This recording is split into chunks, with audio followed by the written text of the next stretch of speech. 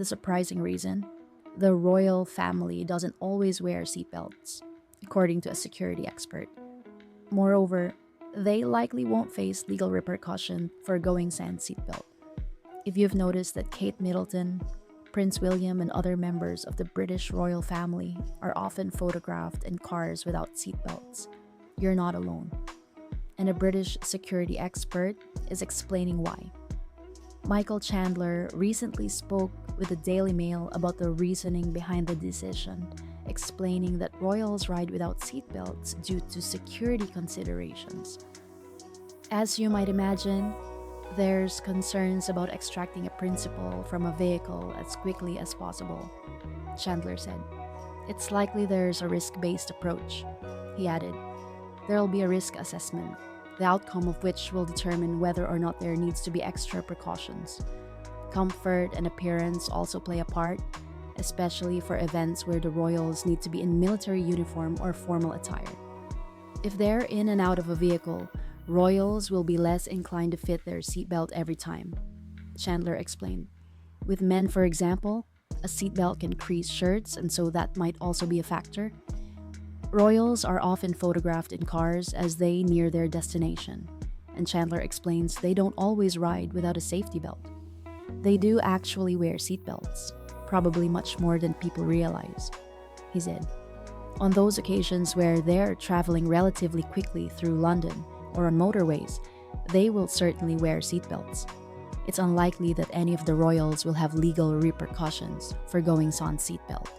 And the reason why is simple when it comes to King Charles, who has sovereign immunity from prosecution.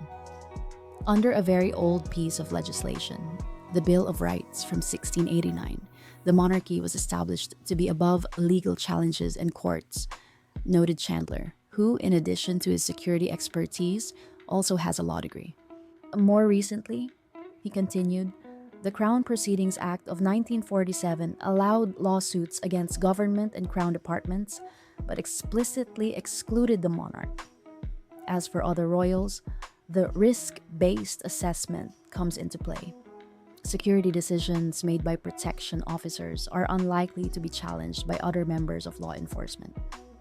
It doesn't legally exempt them if they're not traveling for a ceremonial duty, but they are unlikely to be arrested when it was a decision made by someone who's looking after them, Chandler explained.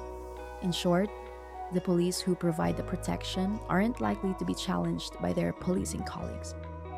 Regulation 6E of the Road Traffic Act, updated in 1993, states that for vehicles that are used for police, fire, and rescue services, seatbelts used by those parties are exempt, he continued. That will include diplomatic protection because it's an office of the Metropolitan Police. The decision for the royal family to forego seatbelts at times may come as a surprise, especially in light of the Paris car accident that led to Princess Diana's death in 1997. Diana, her boyfriend Dodi Fayed, and driver Henry Paul died in the crash in the Pont de l'Alma tunnel, while Fayed's bodyguard, Trevor Rees-Jones, sustained serious injuries. An investigation found that none of the car's occupants were wearing seatbelts at the time of the crash. In August 2022, David Douglas, a former senior officer in the Metropolitan Police who helped assemble the official Operation Paget report into the crash, said that evidence indicated that seatbelts could have saved the lives of the passengers. If they had been wearing seatbelts, our experts tell us there was probably an 80% chance that they would have survived the accident, he told Good Morning Britain.